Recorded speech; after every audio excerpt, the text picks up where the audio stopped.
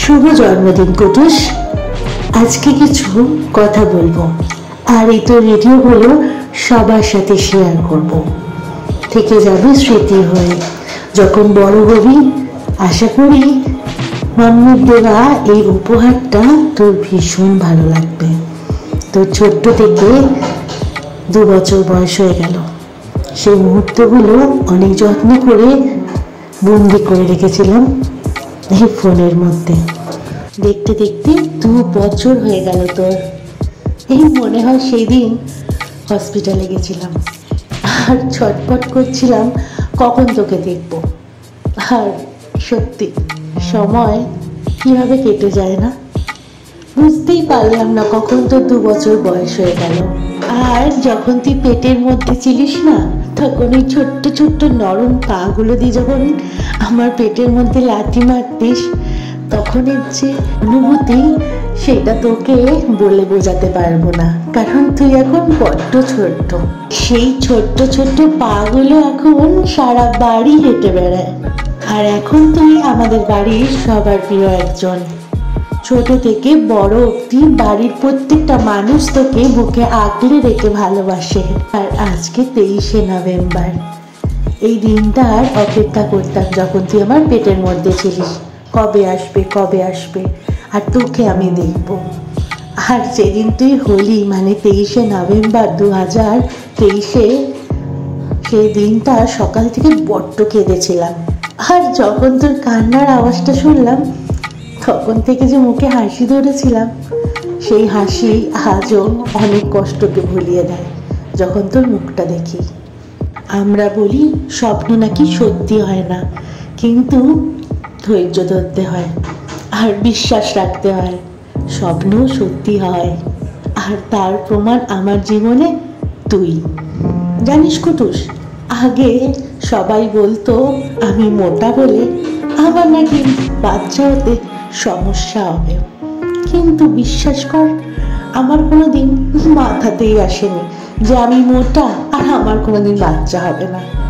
আবার তুই যখন আমার পেটে এলি, তখন যে আশেপাশে মানুষগুলো বলতো না আমি মোটা বলে নাকি বাচ্চা হবে না, সেই মানুষগুলো কি বলতে শুরু করলো জানিস? আমি মোটা বলে নাকি আমার বাচ্চার ওজন খুব কম হবে যখন আমি বাচ্চা জন্ম দেব। তার জন্য তো তোর ওজন হয়েছিল 4 কেজি 200। হসপিটালে তোর নাম দিয়েছিল সবাই আপেল।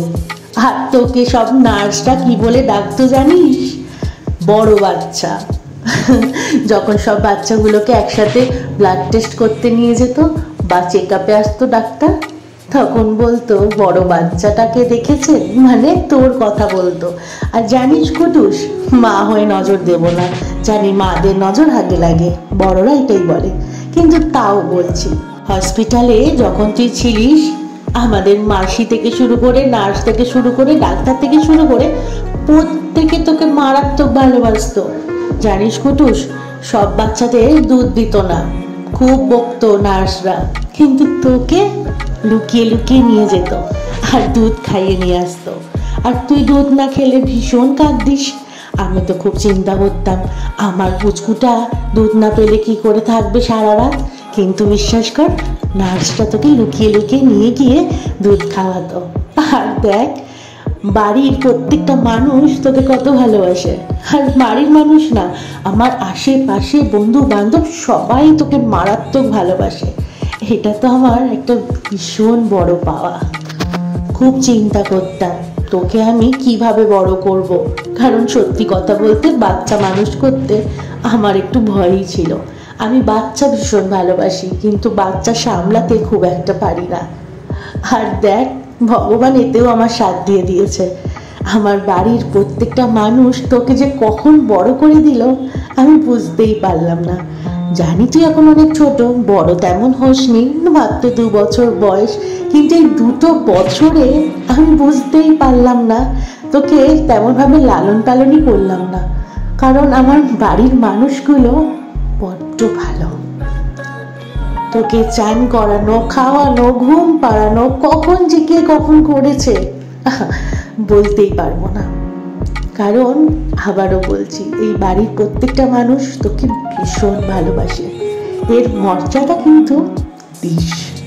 এখন তুই বড্ড ছোট, তোর বোধ হয়নি, কিন্তু যখন বড় হয়ে এই ভিডিওটা দেখবি, আশা করি এই ভিডিও থেকে একটু হলেও কিছু জানতে পারবি। হয়তো আমি তখন নাও থাকতে পারি, কিন্তু ভিডিওটা থেকে যাবে। এই বাড়ির প্রত্যেকটা মানুষের কথা বলছি। আমার ওই বাড়ির মানুষগুলো তো আছে, তার সাথে সাথে এই বাড়ির মানুষগুলোর কথা বলছি।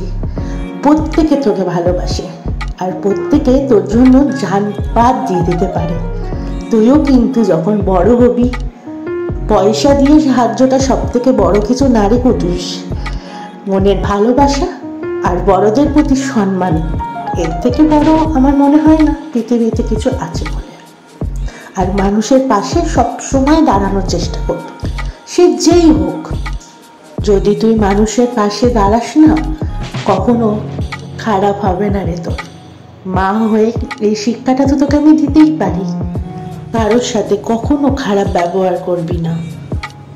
আর এই বাড়ির কিছু মানুষগুলোর কথা হয়তো আমি নাম নিচ্ছি না, কিন্তু তুই হওয়ার পরে যেমনভাবে হোক, যেইভাবে হোক আমার পাশে দাঁড়িয়েছে, তাহলে বুঝতে পারছিস কুটুস তোকে সবাই কতটা ভালোবাসে।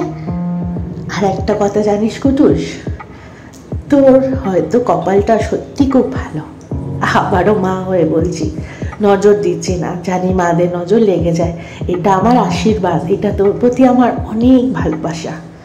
আর এই আশীর্বাদই করি সবাই যেন তোকে এরকম ভালোবাসে সারাটা জীবন।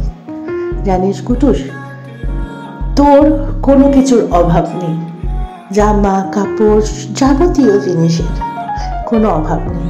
কিন্তু বিশ্বাস কর কুটুস, এই জিনিসগুলোর মধ্যে খুব অল্প জিনিস আমি তোকে কিনে দিই। আমি আর তোর বাবা, আমাদের দুজনের কথা বলছি।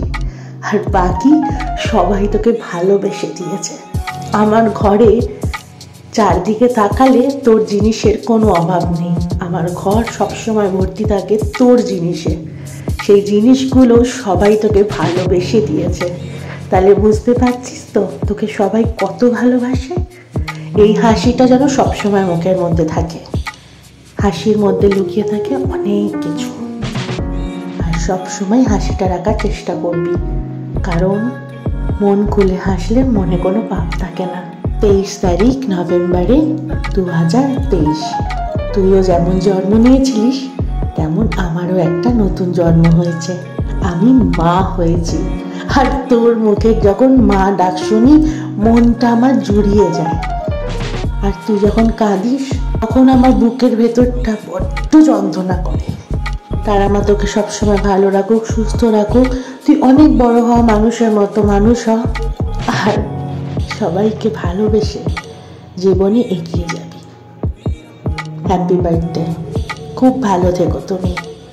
আর তোমার জন্মদিনে সবাই যেন আমরা অনেক আনন্দ করতে পারি তোমাকে নিয়ে।